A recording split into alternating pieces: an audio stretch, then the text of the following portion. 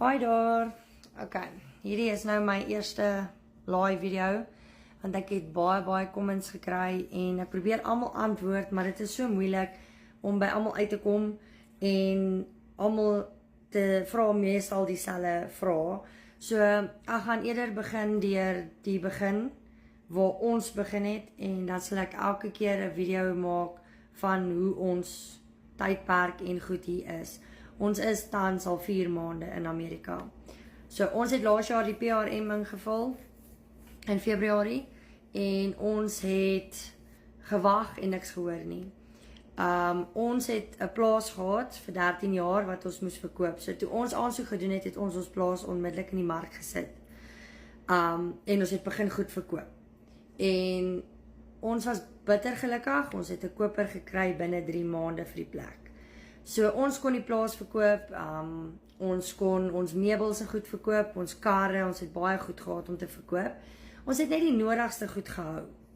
En nader aan die tyd het ons toe gesien, hoorie, maar ons hoor niks nie.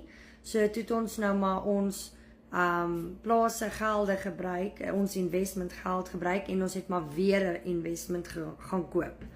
Toe gaan koop ons maar nog weer 'n huis, want ons het nie geweet hoe lank gaan ons wag nie en ons wil nie die geld gebruik nie.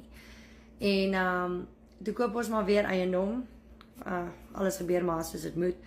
En maar ons het net die nodigste meubels goed gehad. Ons het hier en daar het ons weer 'n ding aangekoop omdat ons niks gehoor het nie. So toe ons nou klaar getrek het, actually het ons toe ons eerste vrag goedjies, wel bietjie goed wat ons oorgehad het getrek het, toe word ons gekontak. Ons was nog actually op die pad gewees. En so ons het in September begin, Augustus kan die oproepe gekry, September begin.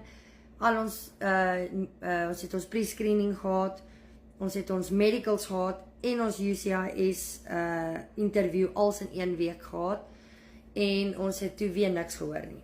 So toe het ons weer daarna cultural and orientation gehad en weer niks gehoor nie. En so was dit stil. Toe kry ons 'n oproep hier in Oktober maand om te sê ons kan vlieg binne jy weet 'n maand of 2 weke. En ons het gesê ja, nee, ons sal. En ons het ons reg gemaak want ons gaan nou vlieg. En toe hoor ons weer niks.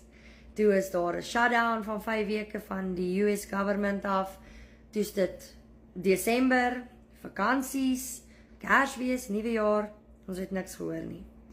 En ons het die 6de Januarie het ons opgestaan met ons